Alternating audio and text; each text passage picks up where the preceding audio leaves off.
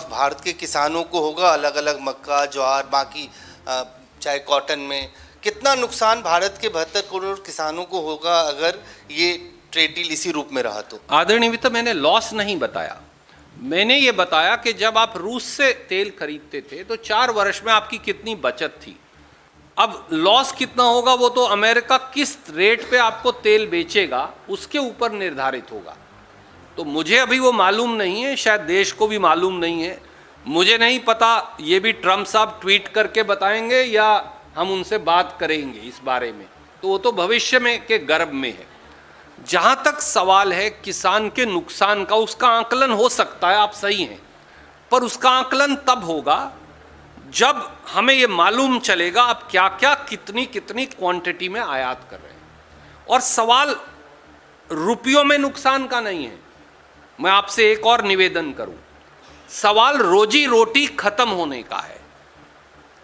अगर आप विदेशी कपास मंगवाएंगे, अगर आप विदेशी ज्वार मंगवाएंगे, अगर आप विदेशी मक्का मंगवाएंगे, अगर आप विदेशी अखरोट, बादाम और पिस्ता मंगवाएंगे, अगर आप विदेशी सेब और नाशपाती और संतरा मंगवाएंगे, तो भारत के उत्पादक किसान की रोटी का क्या होगा? उसको तो रोटी के लाले पड़ जाएंगे। रणदीप जी, कल प्रधानमंत्री ने एक इंटरव्यू में ट्रेड डील को जस्टिफाई किया और उसको देश हित में बताया, और रादर यूपीए गवर्नमेंट के डील निगोशिएट करने की जो पॉलिसी थी और फेलियर था उसकी बात की। तो क्या प्राइम मिनिस्टर के क्लैरिफिकेशन से आप संतुष्ट नहीं हैं कि उन्होंने पूरी तरह से सही जवाब नहीं दिया?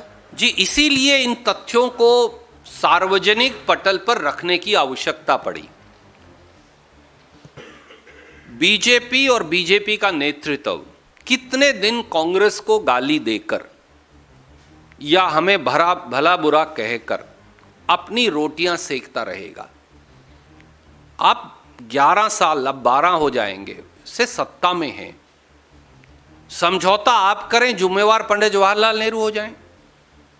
ये कितने दिन चलने वाला है? देश हित आप बेच डालें, गिरवी रख डालें, जुम्मेवार इंदिरा जी और राजीव जी की हो जाए।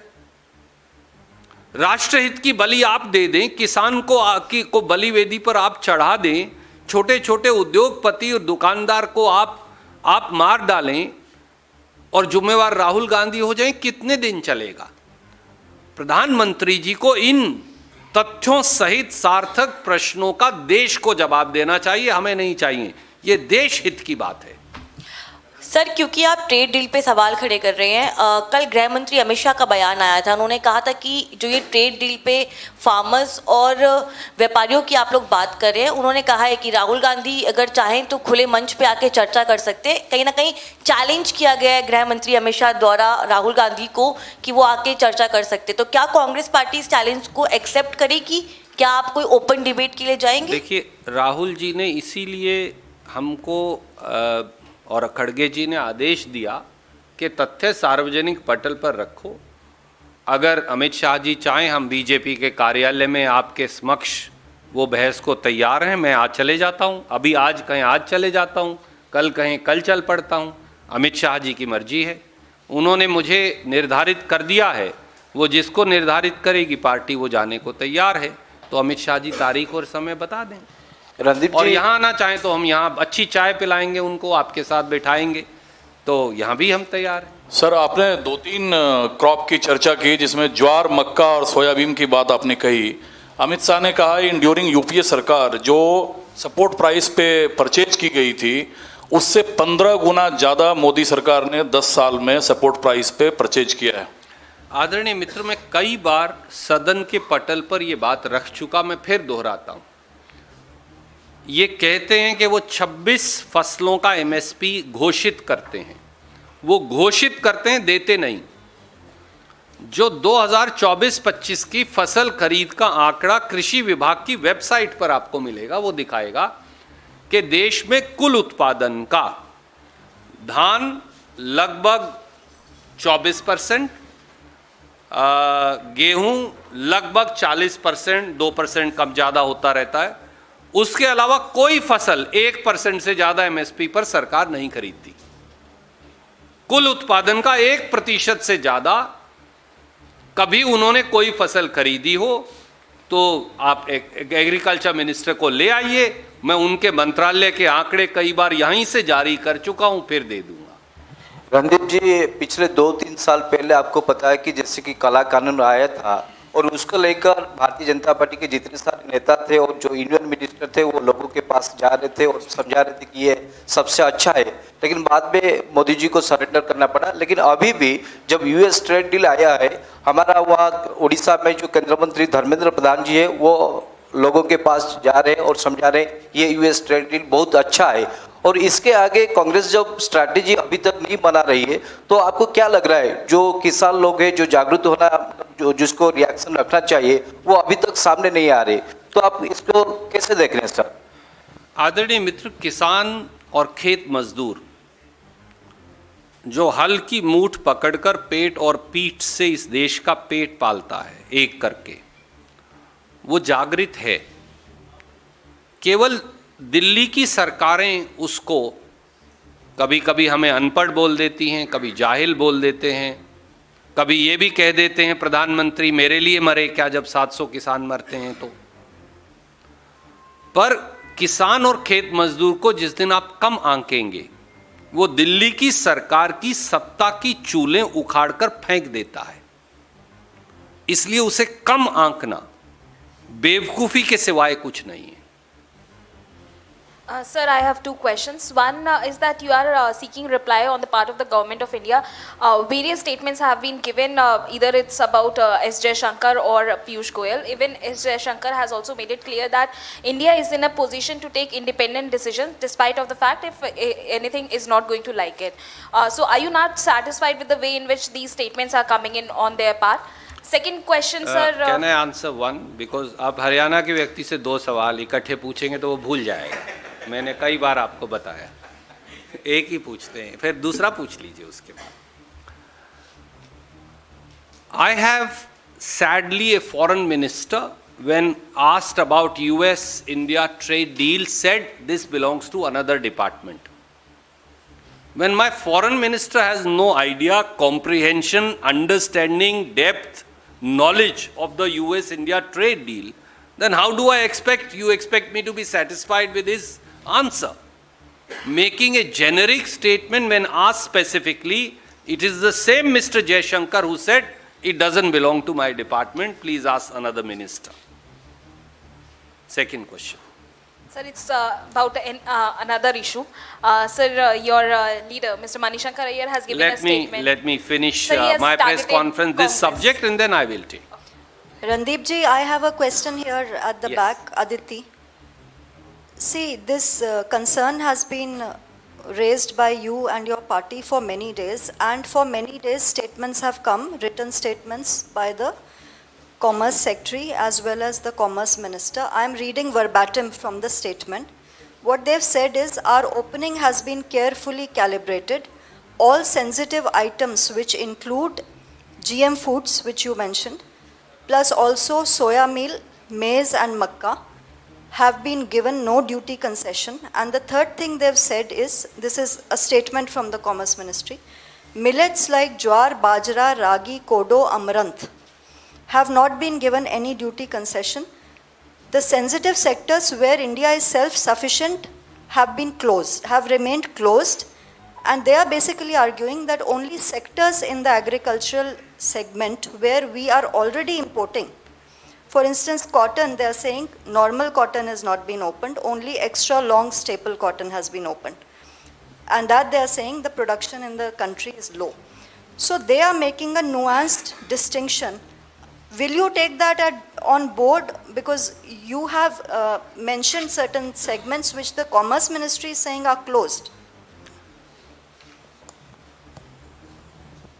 BJP government and its Commerce Minister is suffering from selective amnesia and is misleading out of political dishonesty in order to dupe and deceive public at large and farmers in particular. You raise 3 facets, and let me just point out one by one. The agreement is in front of us, which is the written word. They are saying they have not permitted import of jowar. And the agreement says India will eliminate tariffs on red sorghum, lal jowar. Is the minister lying, or is the agreement a fake one or a false one?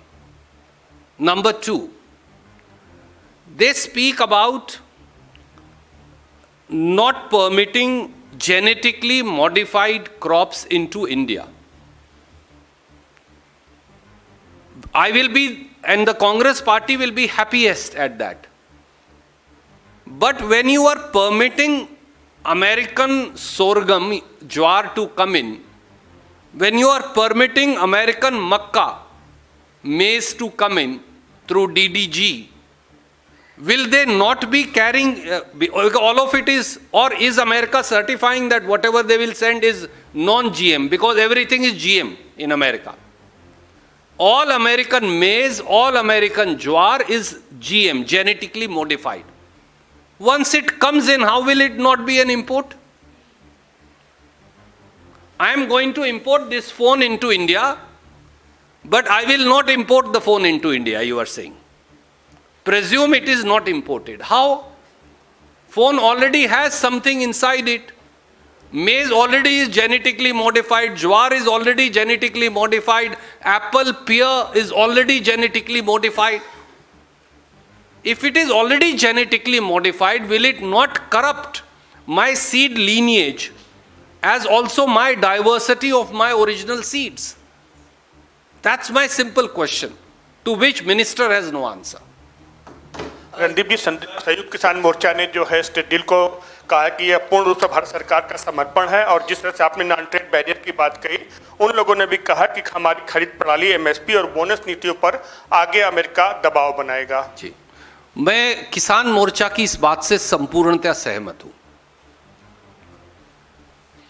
अच्छा, सुरजेवाला जी, इधर मैं पूनम अमर उजाला से मैं ये पूछना चाहती हूँ, देश में करीब 94,000 के करीब हमारे अपने बीज हैं, तो जब ये जीएम फसलों को लाने की बात कर रहे हैं तो उन बीजों का भी रास्ता खुल रहा है, तो इसे आप किस तरह से देखते हैं? क्योंकि आप खुद भी किसान हैं, तो उसको लेकर भी कांग्रेस कुछ प्रयास करेगी, क्योंकि ये बहुत सेंसिटिव इशू है।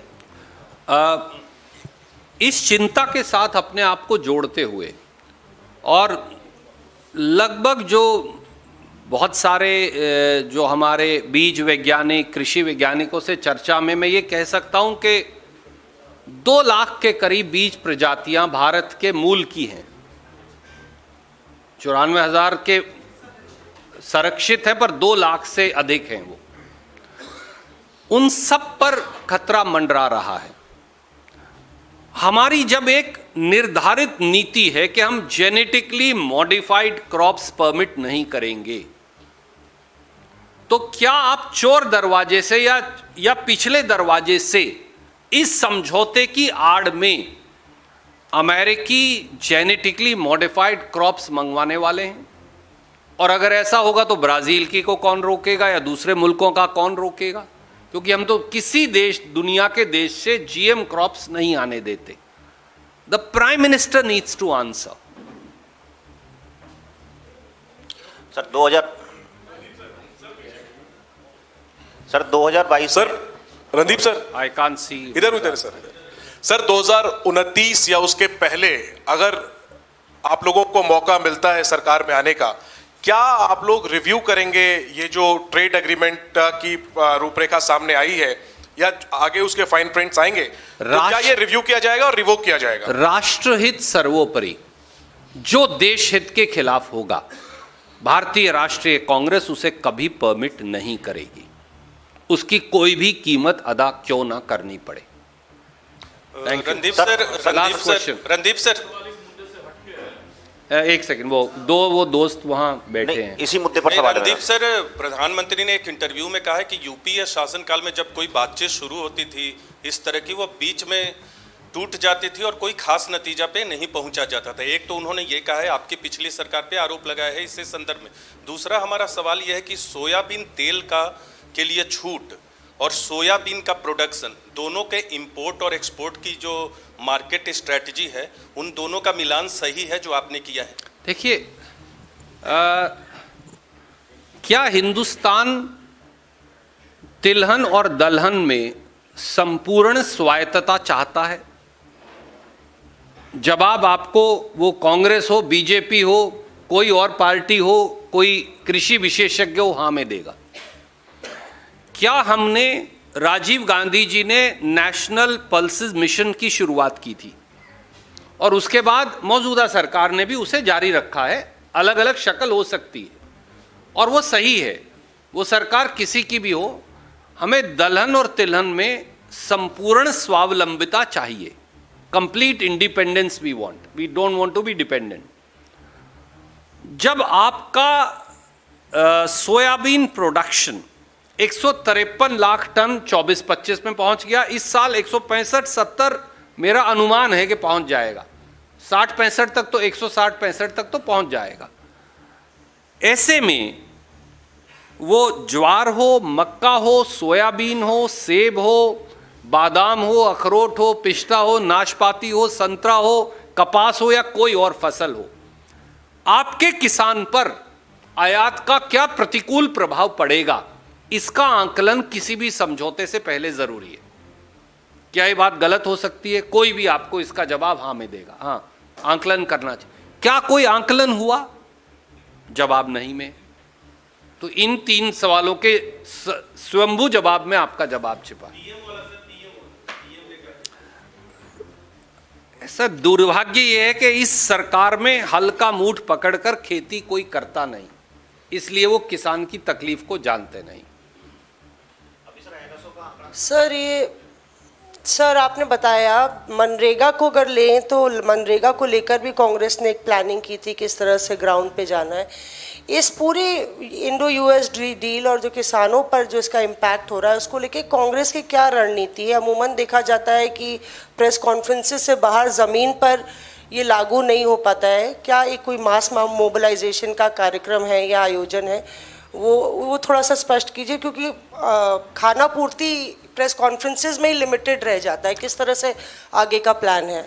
और एक और ऐसी में सर कि बीजेपी ने आरोप लगाया था कि जिन किसानों से राहुल गांधी संसद में मिले वो तो सब कांग्रेस के नेता हैं वगैरह वगैरह, तो आगे किसानों को कैसे आप लोग जोड़ेंगे इसमें? तो आज के बाद पहले दूसरा सवाल ले लें पहले, तो क्या किसान किसी राजनीतिक दल के सदस्य नहीं हो सकते? तो बीजेपी को ये ने स्वीकार लिया कि उनकी पार्टी में कोई किसान नहीं है। चलिए, ये तो अच्छी बात है। बीजेपी ने ये तो मान लिया ना कि उनकी पार्टी में कोई किसान नहीं है। हमारी पार्टी में तो बहुत सारे मजदूर, किसान, दुकानदार, हर पेशे वाला व्यक्ति है। मैं तो ये कम से कम आज मन से ये स्वीकारता हूँ। जहाँ तक सवाल है आपका थोड़ा रोष भी शायद स्वाभाविक है, क्योंकि आप स्वयं एक कृषि की पृष्ठभूमि से आती हैं पत्रकार के साथ साथ। कांग्रेस पार्टी, ये जो मामला है इसकी परतें हर रोज खुल रही हैं। म्यूनिक सिक्योरिटी कॉन्फ्रेंस में एनर्जी सिक्योरिटी पे Marco Rubio, secretary of state US ने एक परत खोल दी। एक परत बांग्लादेश के समझौते ने खोल दी। एक परत गलती से खुद पीयूष गोयल जी खोल गए। तो इसका पूरा इम्पैक्ट आपके सामने दिन प्रतिदिन आ रहा है। ये 6 फरवरी का समझौता है। आदरणीय मित्र, आज हम केवल 16 फरवरी पर हैं। हमसे आपकी उत्सुकता, जिज्ञासा, थोड़ा सा रोष और थोड़ी सी अपेक्षा जायज़ है भारत के एक नागरिक के तौर पर। और मैं आपको ये कह सकता हूँ, किसान की जब मजदूर की, गरीब की जब आवाज़ उठाने का प्रश्न आया, कांग्रेस ने हमेशा अपनी छाती पर लाठियां खाई है, उनके लिए संघर्ष किया, अब भी करेंगे।